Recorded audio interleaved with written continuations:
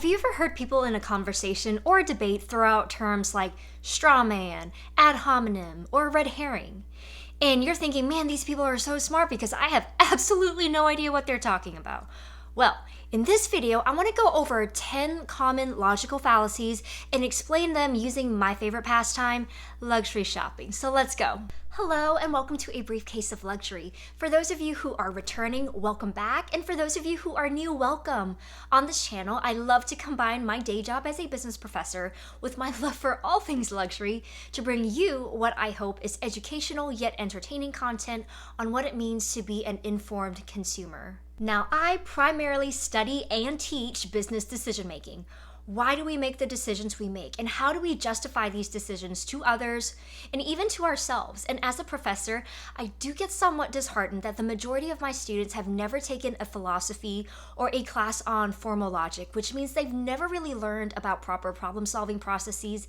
And in business, well, there's nothing more important than making sure that your decisions are as valid and as foolproof as you can make them.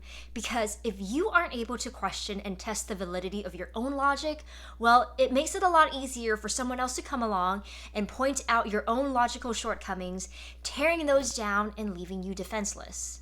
Now, one of the first things we need to understand is that we often make errors in our own reasonings that can lead to our conclusions being invalid or misleading, meaning that what we think is best is in fact false or unsupported.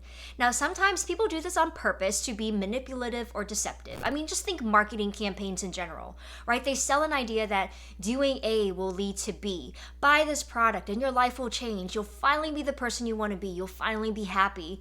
But most of the time, we have enough sense to know that an ad is just an ad. They're meant to appeal to our emotions and not to our logic. Now, when I do case studies with my students, it's my job to play devil's advocate and to question their reasoning and help them improve their ability to counter and essentially stand their ground, especially if all the evidence points to them most likely having a supported conclusion. So let's get into the top 10 most common logical fallacies, and I'll try to show eye candy along the way to explain each so you're not just always staring at a headless body.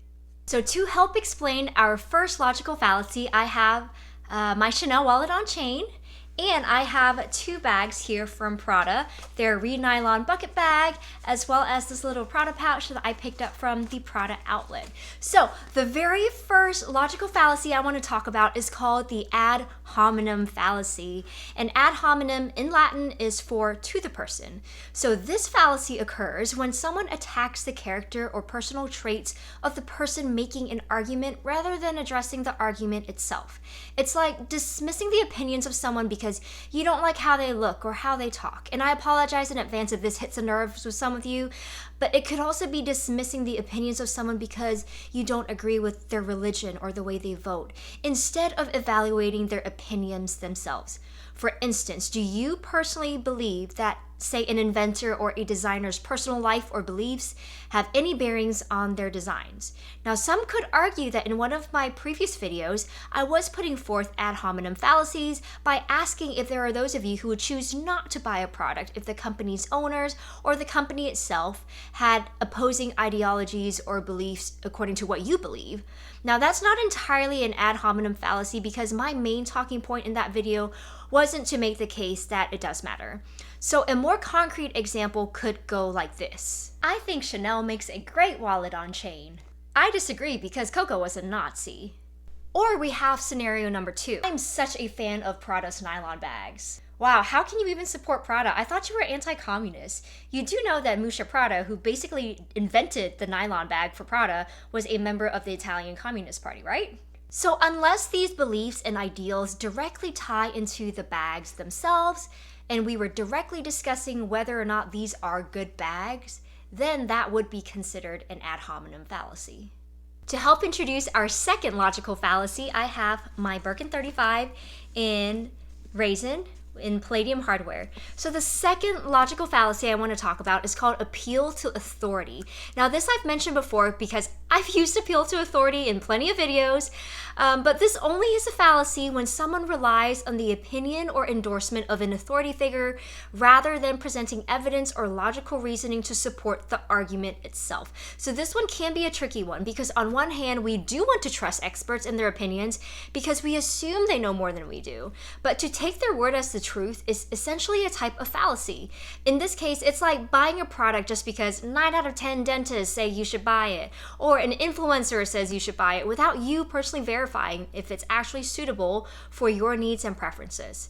It's your classic trust me, I'm a doctor analogy. This is especially prevalent when the topic in question is not within the realm of the person's expertise, but the person is nonetheless considered an authority or a celebrity figure. And we see this all the time, right? Actors and actresses voicing their opinions, maybe in areas where they are not considered an expert in, or even scientists being asked about areas that are not within their expertise. Not that I'm any sort of celebrity figure, but if I made the claim, hey, I'm a business professor and I'm going to tell you the secrets for scoring a Birkin direct from the boutique, that would be an appeal to authority fallacy because that is not within my realm of expertise. Plus, my Birkin here is pre-loved. I have no business telling you how to get a Birkin from the boutique because I've never done it. So I would just need to shut up and sit down. And to help introduce our next fallacy, I have my Kelly zip bag from Hermes. So the next fallacy I want to talk about is called the bandwagon fallacy. Now this fallacy occurs when someone argues that something is true or good because it is popular or widely accepted, rather than providing valid reasons or evidence to support those claims. It's like buying a product just because everyone else is buying it without considering if it actually meets your standards or aligns with your values. Like in my instance, I've made the Kelly bag in Barenia leather my ultimate dream bag to end all dream bags, right? But like, come on, I've never owned anything in Barenia, and the closest thing I have to a Kelly is the Her bag. So I don't even know if it's going to work for me. But really, this is a fairly shallow example compared to when we apply this to issues of, let's say, again, religion or politics, where you believe in something because that's how you've been conditioned by everyone else around you. I mean, how many of you initially adopted the beliefs of either your family or your country until you started to question them on your own? So to believe in something because everyone else does, if you haven't tried to question those beliefs yourself, is a type of bandwagon fallacy. And to help introduce our next fallacy, I have here my Louis Vuitton, now vintage, Kate Moss multicolor clutch. And so the next logical fallacy I want to talk about is called the false dilemma or false dichotomy fallacy. And this fallacy occurs when someone presents a situation as having only two alternatives, when in fact there are more options available. Now, I made a video earlier this year on the excuses people make when it comes to purchasing designer fakes. I bought this brand new from the store, and I remember when the multicolor design first came out, there were replicas all over the place. So again, a false dilemma fallacy would be to think that the only other option when you're unable to purchase the real thing is to buy a fake, when in reality there are many, many other alternative actions you could have taken.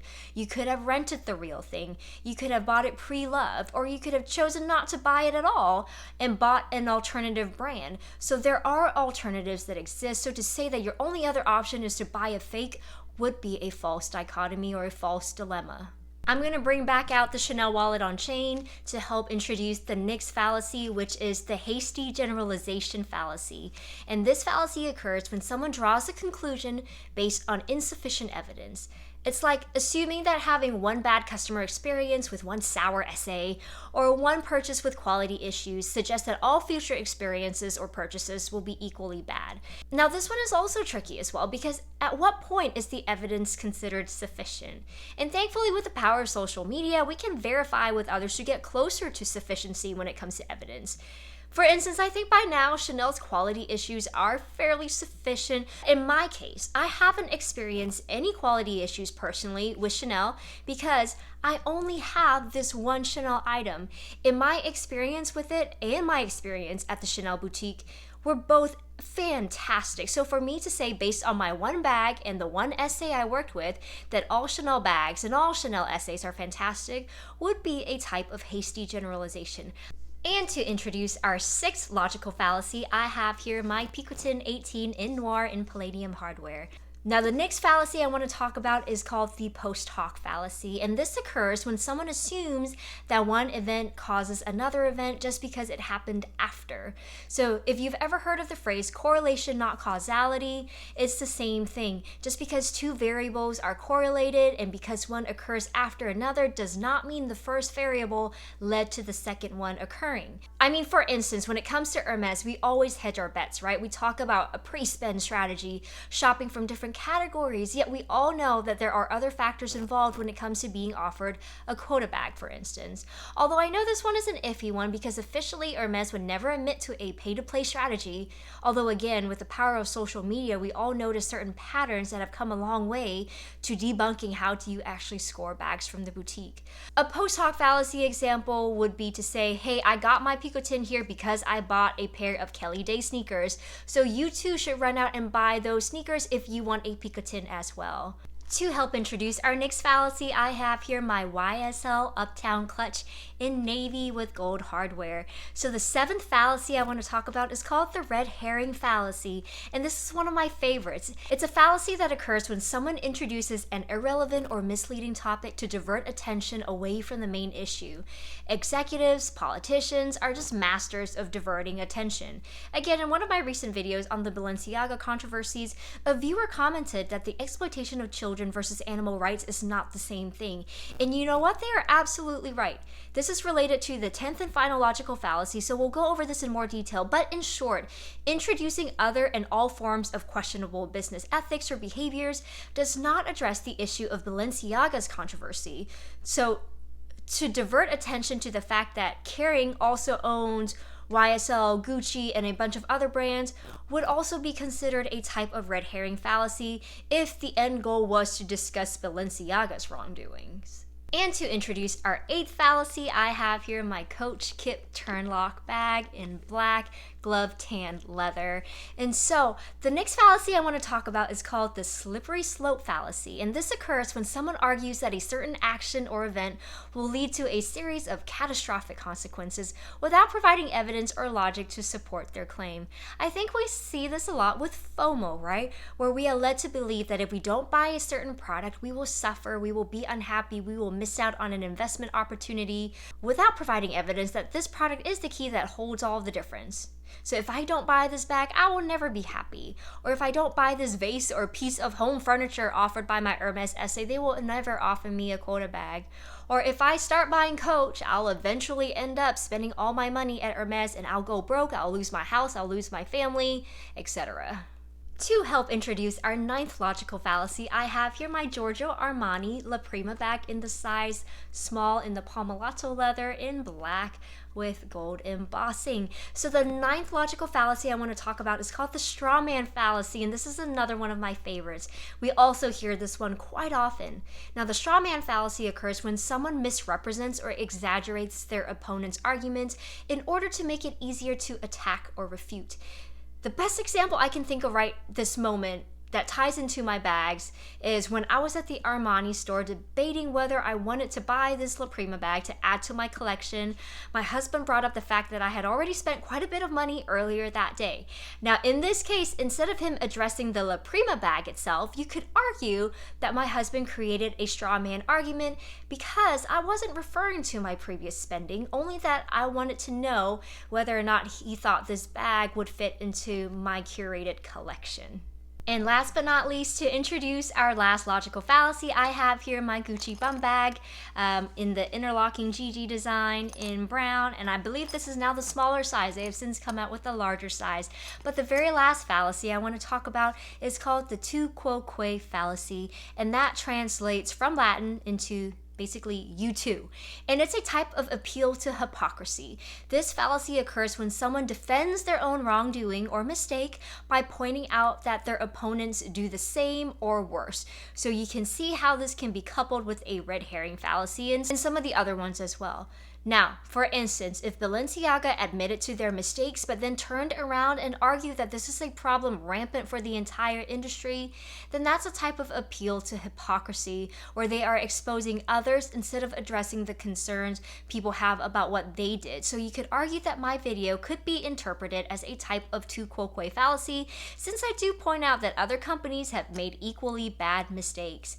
However, considering the point of my video wasn't about Balenciaga, but about controversies throughout luxury, well, then it shifts the topic of discussion enough that I'm not talking about how to deal with Balenciaga's wrongdoings. I'm gonna bring back Coach very quickly because I remember when they got a bunch of flack for burning or trashing or slashing their bags, when again, I believe part of their response was like, that's common practice for the industry, so it's not just them that are doing it, everyone is doing it. And since then, they have released several new programs that basically show how they do recycle their bags and how they try to bring life into old Coach bags.